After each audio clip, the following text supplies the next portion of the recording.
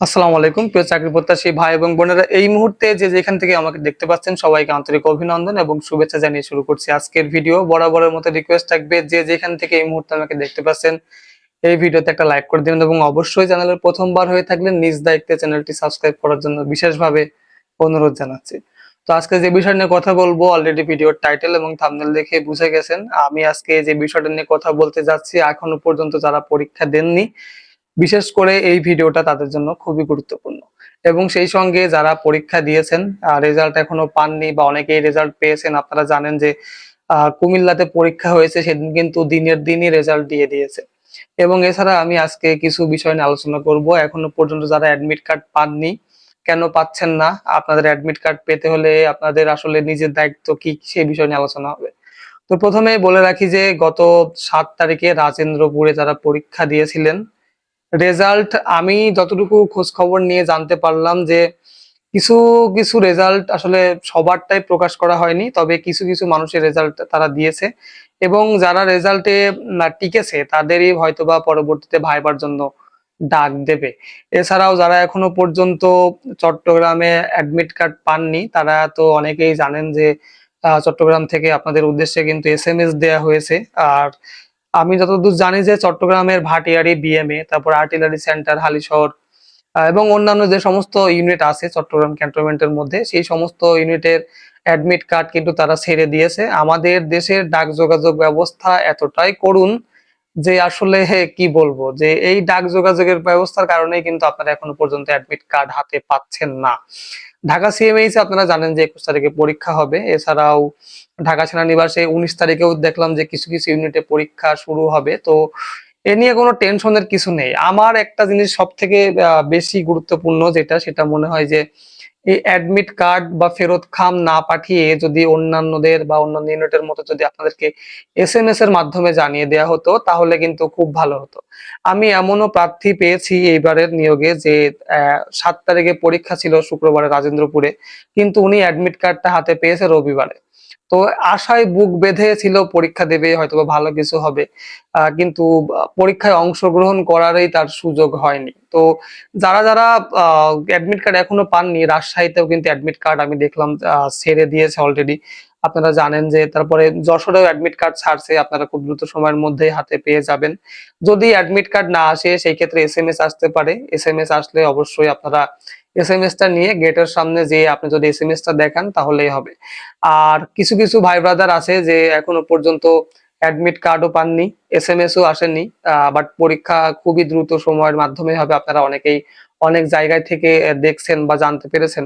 তাদের উদ্দেশ্যে বলি যে আপনাদের নিকটস্থ যে পোস্ট অফিস আছে, সেই পোস্ট অফিসে যোগাযোগ না করে জেলা পর্যায়ে যে পোস্ট অফিস গুলো আছে আপনারা সেখানে একটু যোগাযোগ করবেন, কারণ সর্বপ্রথম ফেরত খামগুলা কিন্তু জেলাতেই আসে। আর যারা এখনো পর্যন্ত লিখিত পরীক্ষার চূড়ান্ত সাজেশনটা নেননি, স্ক্রিনে দেওয়া নাম্বারে হোয়াটসঅ্যাপে যোগাযোগ করবেন। খুবই অল্প মূল্যে অরিজিনাল অথেন্টিক একটা সাজেশন আমি আপনাদের জন্য প্রোভাইড করে থাকবো ইনশাল্লাহ। তো আর একটা কথা বলে রাখি যে অনেকেই আমার কাছে খুব আফসোস করে বলছেন যে ভাই, সুপারিশ ছাড়া তো চাকরি হচ্ছে না, সুপারিশ ছাড়া তো চাকরি হয় না। দেখেন, সুপারিশ ছাড়া চাকরি হচ্ছে কি চাকরি হচ্ছে না, আমি এখনো পর্যন্ত যতগুলো পরীক্ষা হয়েছে, মাঠ হয়েছে, অধিকাংশ জায়গায় কিন্তু মেধা তালিকার ভিত্তিতেই জনবল নিয়োগ করা হচ্ছে। সুপারিশ কি জিনিস, কোন দিক দিয়ে আসবে, কোন দিক দিয়ে যাবে, এই বিষয়টা নিয়ে আসলে সম্পূর্ণ ধোঁয়াশা থেকেই যায়। আমরা যারা আহ, এ ধরনের কথা বলি, ভিডিও আপলোড করি, এইটা নিয়ে আসলে ক্লিয়ারলি কোনো তথ্য এখনো পর্যন্ত পাই না যে সুপারিশ দিয়েই চাকরি হচ্ছে। আমি যতটুকু জানি বা যতদূর পর্যন্ত আমার কাছে নিউজ আসছে যে না, ফেয়ার ভাবেই পরীক্ষা হচ্ছে। লিখিত পরীক্ষায় টিকতেই হবে আপনাকে। লিখিত পরীক্ষায় না টিকলে আপনার যদি যত বড় লোকই থাক না কেন, যাকে ধরেই আপনি যান না কেন, কোনোভাবেই আসলে কোনো কিছু হবে না। লিখিত পরীক্ষাটা খুবই খুবই গুরুত্বপূর্ণ আপনার জন্য। আপনি আহ গতকালকের ভিডিওতে বলেছিলাম যে অনেকে অনেক নাম্বার পেয়েছে, 50-এর মধ্যে 45 পাওয়ার পরও টিকছে না। এখন প্রশ্নপত্র যদি খুবই সহজ হয়, সেইখানে যদি 50 মার্কের পরীক্ষা হয়, ধরেন যে 100 জন পরীক্ষা দিয়েছে 50 মার্কের পরীক্ষা, সেইখানে 70 জন 45 পেয়েছে এবং বাকি 30 জন পেয়েছে 46, 47, 48, 50, এরকম আশেপাশে নাম্বার পেয়েছে, তাহলে কর্তৃপক্ষ কাদেরকে নেবে? অবশ্যই 45+ যারা নাম্বার পেয়েছে তাদেরকেই রাখবে। তো এই জন্যই বলতেছি যে আপনি 45 পান আর যাই পান না কেন, আপনি মেধা তালিকায় বাদ পড়ে যাচ্ছেন এই জন্যই, কারণ বাকি 45 বা বাকি 70 জনে কিন্তু এই 45 নাম্বার পেয়েছে।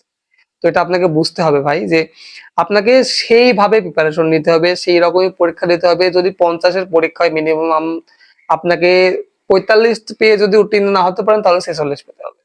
অর্থাৎ প্রশ্নপত্র আমি যেটা বুঝাইতে চাইছি, প্রশ্নপত্র যত সহজই হোক না কেন আপনাকে নাম্বারটা বেশি পেতে হবে। এবং প্রশ্নপত্র যদি কঠিন হয় সেখানে দেখবেন যে 50-এ 30 মার্ক তুলতে গেলেও খুবই কঠিন বা দুরবস্থা হয়ে যাবে। গতকালকে আমি দেখলাম যে এসএসসি পরীক্ষায় যে রেজাল্ট হয়েছে বাংলাদেশের, আমার মনে হয় যে বিগত 17-18 বছর এরকম রেজাল্ট হয়নি বা আমি শুনিনি। মাত্র 62% পাস করেছিল। সবাই কিন্তু পরীক্ষা দিয়েছিল।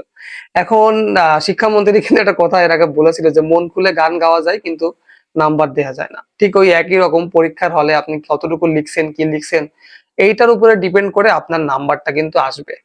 তো অবশ্যই লিখিত পরীক্ষায় পাস করতে হবে এবং লিখিত পরীক্ষায় আপনাকে একটা ভালো রেজাল্ট আনতে হবে। শুধু পাস করলেই হবে না, ভালো রেজাল্ট রাখতে হবে যাতে আপনি মেরিট লিস্টে টেকেন। ভাই সরকারি চাকরির জন্য এত সহজে যদি সরকারি চাকরি পাওয়া যেত তাহলে একটা পদের জন্য 100 জন 150 জন পরীক্ষা দিত না।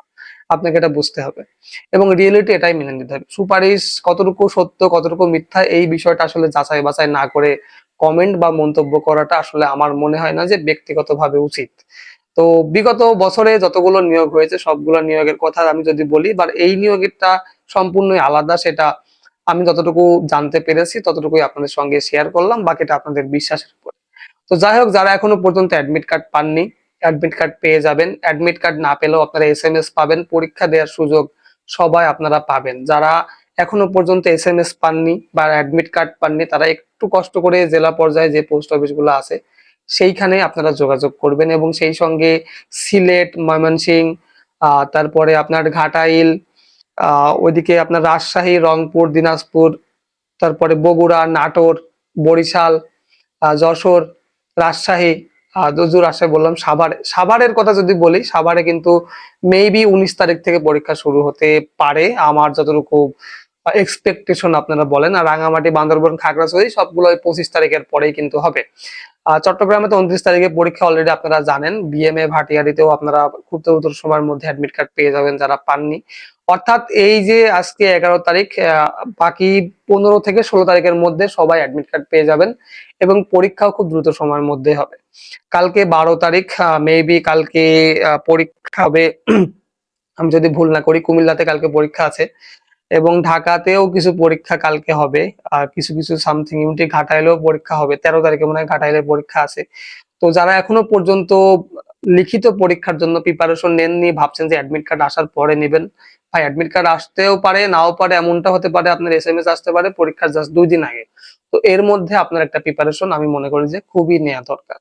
স্ক্রিনে দেওয়া নাম্বারে হোয়াটসঅ্যাপে যোগাযোগ করবেন, খুবই অল্প মূল্যে অরিজিনাল অথেন্টিক একটা সাজেশন, মাত্র 123 পেজের একটা শর্টকাট সাজেশন, যেটা নিলে আপনি বুঝতে পারবেন যে পরীক্ষায় প্রশ্নপত্র আসলে কেমন হতে পারে। এছাড়াও অনেকে আরো অনেক রকম অভিযোগ করেছেন চাকরি নিয়ে বা নিয়োগ পরীক্ষা নিয়ে। ওই সমস্ত বিষয় নিয়ে আসলে আমি সোশ্যাল মিডিয়ায় ডিসকাস করতে চাই না। বাট একটা কথা মনে রাখবেন যে রিজিক যেখানে থাকবে অবশ্যই সেখানে আপনাকে টেনে নিয়ে যাবে, বাট আপনার উচিত চেষ্টা করে যাওয়া। যতদূর পর্যন্ত সম্ভব হয় আপনি চেষ্টা করে যান, উপর আল্লাহ অবশ্যই আছে। যদি আপনার হক থাকে, যদি আপনার রিজিক থাকে তাহলে আপনাকে কেউ আটকাতে পারবে না। সুপারিশ ছাড়াও অনেকের চাকরি হয়েছে। গত নিয়োগে 947 জনের যে নিয়োগ বিজ্ঞপ্তিটা হয়েছে প্রকাশ হয়েছিল সেখানে আমার সাবস্ক্রাইবারদের মধ্যেই প্রায় 169 জন বা 179 জনের জব হয়েছিল। আমি এই মুহূর্তে মনে করতে পারছি না এক্স্যাক্টলি, বাট 179 বা 169 এরকমই হবে। তাদের জব হয়েছিল এবং তাদের কিন্তু কোনো সুপারিশও ছিল না, বড় ধরনের কোনো মামা খালুও ছিল না এবং তারা যে খুব বিত্তবান ফ্যামিলির ছেলে পেলে টাকা পয়সা দিয়ে চাকরি নেবে বিষয়টা এরকমও ছিল না। তারা খুবই দরিদ্র মানুষ। আমি এর কাছ থেকে সাজেশন নিয়েছিল, খুব কঠোর ভাবে তারা পরিশ্রম করে খুব টন টাইট ভাবে প্রিপারেশন নিয়ে তারা পরীক্ষা দিয়েছিল এবং বিগততে কিন্তু তাদের সেই চাকরিটা হয় এবং তারা তাদের কাঙ্ক্ষিত পর্যায়ে পৌঁছাতে পারে। তো এমনও হতে পারে যারা এখনো পর্যন্ত পরীক্ষা দেননি, পরীক্ষা দিবেন, তারা প্রিপারেশন নেন। আমার মনে হয় যে আশা করি, আমি যতটুকু জানি যে ভালো কিছু হয়তো বা আপনাদের জন্য অপেক্ষা করছে। বাকিটা উপর আল্লাহর ইচ্ছা এবং সম্পূর্ণ আপনার ভাগ্যের উপরে। তো যাই হোক, ভিডিও অনেক লম্বা হয়ে গেল, আজ আর কোনো কথা বাড়াবো না। পরবর্তী ভিডিও দেখার আমন্ত্রণ জানিয়ে আমি রাজ আজকের মতো এখানেই বিদায় জানাচ্ছি। তবে যাওয়ার আগে আর একটা কথা বলে যেতে চাই, যারা বিমান বাহিনীতে যারা আবেদন করেছিলেন তাদের জন্য নয়া ভিডিও নিয়ে অবশ্যই